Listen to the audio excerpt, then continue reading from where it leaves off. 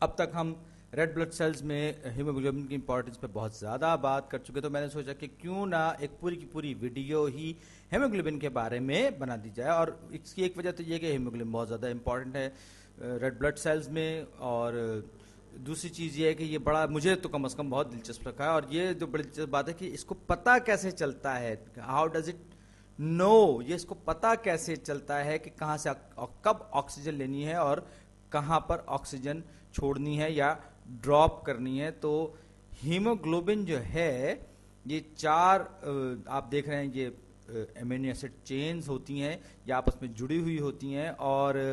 मैं इसकी बहुत ज़्यादा तफसील भी नहीं जाऊँगा। ये जो कर्ली रिबन्स जो हैं ये दरअसल हर अलग अलग ये चेन है और ये इसकी शेप है। और इसमें आप देख सकते हैं कि इस हर ग्रुप के साथ ये चार अलग अलग चेन जो है हर एक ग्रुप को जाहिर करती हैं। ये एक हीम ग्रुप इसके साथ अटैच है। ये जो है यहाँ पर हर एक चेन के साथ एक हीम ग्रुप है, और इस हीम ग्रुप की वजह से ही इसको हीमोग्लोबिन कहते हैं। ग्लोबिन का मतलब होता है ग्लोब या गोला, तो ये असल में हीम ग्रुप वाला गोला है। और ये जो दिलचस्पी की बात यह है कि अगर आपको प्रोफिन स्ट्रक्चर याद हो, जिस पे हमने फोटोसिंथेसिस और क्लोरोफिल वाली वीडियो में बात की थी, तो वहाँ पर प्रोफिन स्ट्रक्चर में मैग्नीशियम आयन होता था क्लोरोफिल में, लेकिन यहाँ पर ये जो हीम ग्रुप है ये भी प्रोफिन स्ट्रक्चर है, लेकिन यहाँ पर आयरन आयन मौजूद होता है जिसके साथ के ऑक्सीजन बाइंड होती है, जुड़ती है आके। और ये चार मेजर साइट्स होती हैं, एक ये और एक ये पीछे की तरफ, और एक ये छुपी हुई रिबन के पीछे। तो अब जो सवाल है वो ये है कि चलिए मान लिया कि जी ये बहुत अच्छे तरीके से हेमोग्लोबिन जो है ये ऑक्सीजन को बाइंड करता है, लेकिन सवाल ये कि ऐसा होता क्यों है। और फिर ये कि जब ये ऑक्सीजन को डंप करता है, ऑक्सीजन को छोड़ता है, तो क्यों इतनी सहूलत से, इतनी आसानी से ऐसा करता है। तो इस सवाल का जवाब हमारे पास है कोऑपरेटिव बाइंडिंग की शक्ल में। और ये एक उसूल है जो हमें ये बताता है कि अगर हीम ग्रुप के साथ एक ऑक्सीजन जुड़ गई तो वो ज्यादा ऑक्सीजन को जुड़ने में मदद देगी या सहूलत पैदा करेगी, इस बात का इम्कान बढ़ाएगी, मोर लाइकली बनाएगी। यानी कि अगर किसी एक या दो साइड पे ऑक्सीजन बाइंड हो गई, यानी कि अगर एक जगह पर बाइंडिंग हो गई ऑक्सीजन की, तो इस बात का ज्यादा इम्कान है, मोर लाइकली इस बात का इम्कान बढ़ जाता है कि दूसरी साइड्स पर भी ऑक्सीजन की बाइंडिंग होगी। यानी कि फैसिलिटेशन का काम होता है कोऑपरेटिव बाइंडिंग में, आपस में कोऑपरेट करते हैं। जैसे कि कोई अगर रेड ब्लड सेल है, पल्मोनरी आर्टरी में सफ़र कर रहा है और फिर वहाँ पर इसको ऑक्सीजन इसको जो है मिल रही है और फिर ये ऑक्सीजन को रिलीज कर रहा है। तो अब सवाल ये है कि चलिए मिलने की तो बात सही हो गई, लेकिन इसको पता कैसे चलता है कि व्हेन टू डंप, यानी कि कहाँ इस पे ऑक्सीजन कब डंप करनी है, कब ऑक्सीजन से छुटकारा पाना है। ये साहब में जो दौड़ रहे हैं, इनकी टांगों में जो क्वाड्रिसेप्स यानी कि इनकी पिंडलियां जो हैं उनमें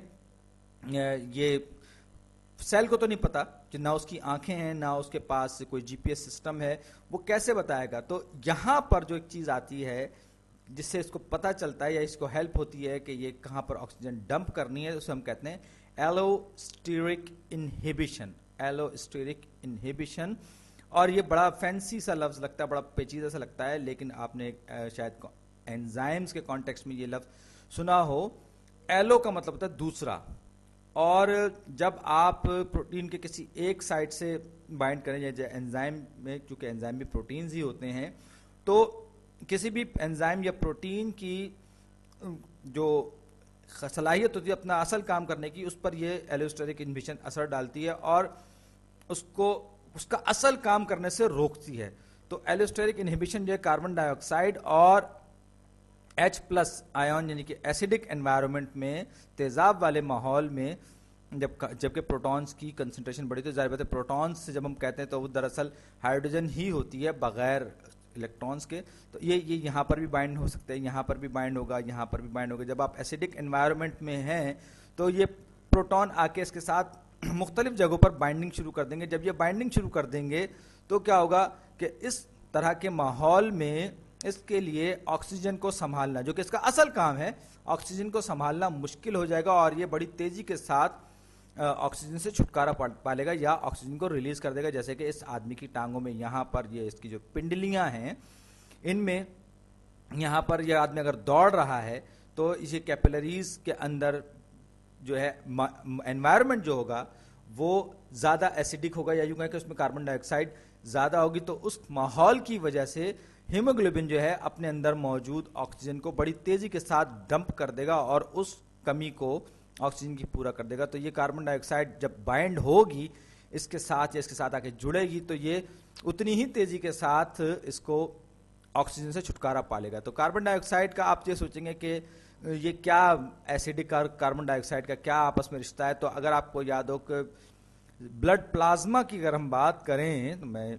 आपको बताऊं कि ब्लड प्लाज्मा में कार्बन डाइऑक्साइड जो है वो कार्बोनिक एसिड की शक्ल में होती है, और कार्बन डाइऑक्साइड जब ब्लड प्लाज्मा में, तो आपको पता है कि हमारा जो ब्लड प्लाज्मा है उसका ज़्यादातर हिस्सा पानी पर मुश्तमिल होता है। तो कार्बन डाइऑक्साइड पानी की मौजूदगी में यहाँ पर रेड ब्लड सेल्स के अंदर एक एंजाइम होता है जिसको हम कहते हैं कार्बोनिक एनहाइड्रेज, कार्बोनिक एनहाइड्रेज। ये एक खास तरह का एंजाइम होता है जो कि कार्बन डाइऑक्साइड को पानी के साथ मिलाकर कार्बोनिक एसिड या H2CO3 में तब्दील करता है, H2CO3। और ये इक्वेशन भी बैलेंस है, एक कार्बन 2 हाइड्रोजन 3 ऑक्सीजन दोनों तरफ मौजूद है। और ये कार्बोनिक एसिड इस वजह से कहलाता है कि जब ये पानी में डिसॉल्व होता है तो ये अपने एसिड और बेस और उसके कॉन्जुगेट में तब्दील हो जाता है, यानी कि कॉन्जुगेट एसिड या कॉन्जुगेट बेस में कन्वर्ट हो जाता है, यानी कि ये HCO3। और आपको अगर समझ में ना आए तो आप केमिस्ट्री में इक्विलिब्रियम रिएक्शन या रिवर्सिबल रिएक्शन वाली जो वीडियोस हैं आप वो दोबारा देख लीजिएगा, ये आपको ज़्यादा बेहतर तौर पे समझ में आएगा। तो ये जो कार्बोनिक एसिड है ये पानी में जब ये जाता है तो इससे एक H+ आयन या एक प्रोटॉन अलग हो जाता है, और साथ ही साथ HCO3 का बाइकार्बोनेट आयन जिसको हम कहते हैं HCO3 को, HCO3 यानी कि बाइकार्बोनेट आयन में ये टूट जाता है और इसके ऊपर माइनस साइन आ जाता है, यानी कि माइनस चार्ज आ जाता है।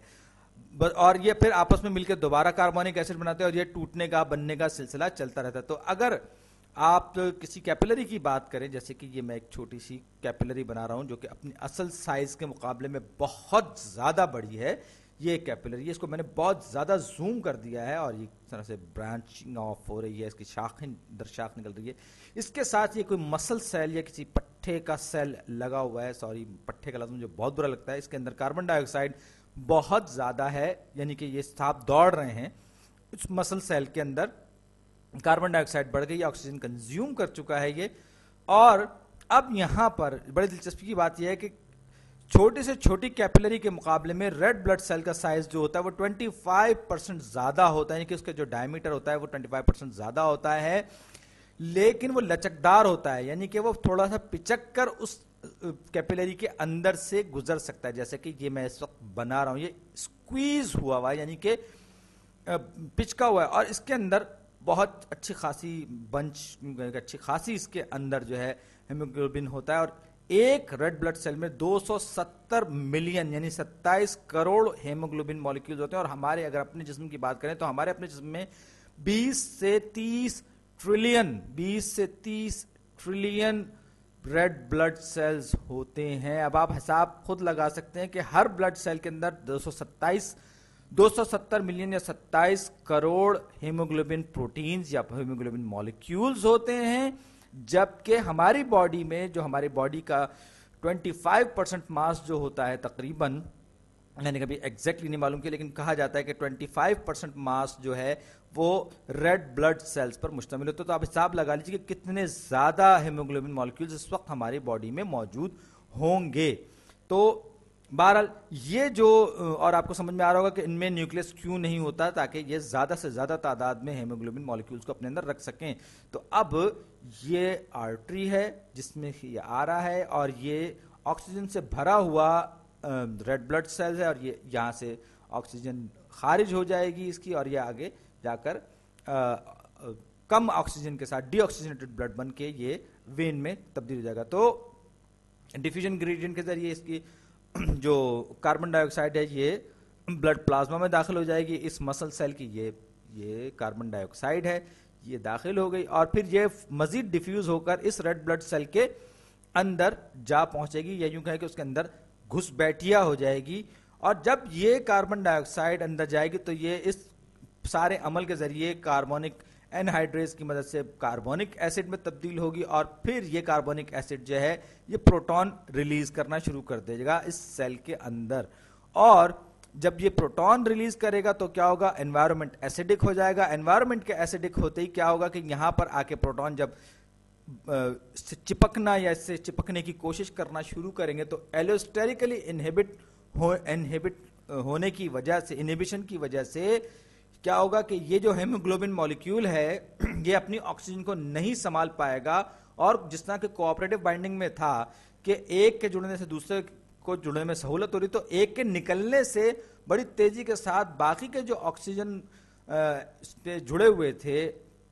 ऑक्सीजन के एटम्स जुड़े हुए थे इसके साथ, वो सारे के सारे इससे निकलते चले जाएंगे। और ये मेरे हिसाब से बहुत खूबसूरत मैकेनिज्म है जिसके जरिए के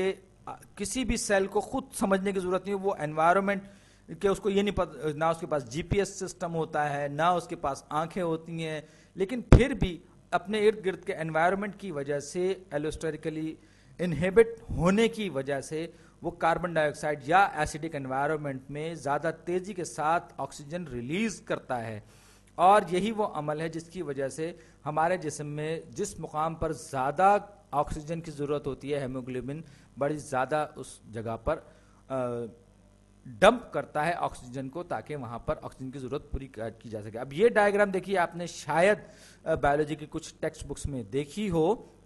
और यहाँ पर आप देख सकते हैं कि एक्स एक्सिस पर ये जो हॉरिजॉन्टल एक्सिस है, यहाँ पर हाइड्रोजन का पार्शियल प्रेशर है। और अगर आपको पार्शियल प्रेशर के बारे में नहीं पता तो आप केमिस्ट्री की वीडियोस देख लीजिए। पार्शियल प्रेशर बहरहाल किसी भी गैस के कलेक्शन में जिसमें एक से ज़्यादा गैसेस मौजूद हों, तो किसी खास गैस के मॉलिक्यूल्स के बम्प इधर उधर टकराने की वजह से जो प्रेशर पैदा होता है खास उस गैस की वजह से, उसे उस गैस का पार्शियल प्रेशर कहते हैं। तो यहाँ पर हम बात कर रहे हैं ऑक्सीजन मॉलिक्यूल्स के पार्शियल प्रेशर की, सही। तो ये ऑक्सीजन जो है यहाँ पर आप देख रहे हैं कि जैसे जैसे ऑक्सीजन का पार्शियल प्रेशर बढ़ेगा तो इसका मतलब ये है कि कंटेंट जो है ऑक्सीजन का वो ज़्यादा है। ये एक्स एक्सिस था, जबकि वाई एक्सिस पर अगर आप देखें वर्टिकल एक्सिस पर, तो यहाँ पर हेमोग्लोबिन मॉलिक्यूल्स की सैचुरेशन, और यहाँ पर आप देखें कि 100% तक ये गया हुआ है, जिसका मतलब ये है कि हेमोग्लोबिन मॉलिक्यूल जो इसके साथ सारे के सारे जितनी भी जगह थी सब पे ऑक्सीजन आकर अटैच हो चुकी है। ये मुकम्मल तौर पर सैचुरेट हो चुका है। कोऑपरेटिव बाइंडिंग की वजह से इसको ये हेल्प मिली। अब आप देखें नीचे यहाँ पर ये एक ऐसा एनवायरनमेंट जिसमें कि ऑक्सीजन बहुत ही कम है, लेकिन जब ऑक्सीजन बाइंड होगी तो क्या होगा, तो ये होगा कि दूसरी बाइंडिंग में सहूलत होगी, यानी कि दूसरे ऑक्सीजन मॉलिक्यूल्स को आकर यहाँ पर अटैच होने में सहूलत होगी। यही वजह है कि ये कर्व आप देखें बड़ी तेजी से आपको ऊपर उठता हुआ दिखाई दे रहा है, क्योंकि जैसे जैसे ऑक्सीजन का कंसंट्रेशन बढ़ेगा वैसे वैसे ये ज्यादा और ऑक्सीजन मॉलिक्यूल्स को एब्जॉर्ब करेगा, जकड़ेगा, और एक वक्त आएगा जब ये सैचुरेशन इसकी बिल्कुल हो जाएगी तो फिर ऑक्सीजन मॉलिक्यूल्स के लिए मजीद आगे बढ़ना, आगे उसको जकड़ना और जगह लेना जो है इसके लिए मुश्किल हो जाएगा। और अगर हम एसिडिक एनवायरनमेंट की बात करें तो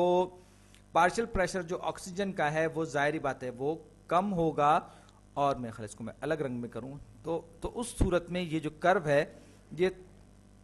जो सैचुरेशन कर्व है ये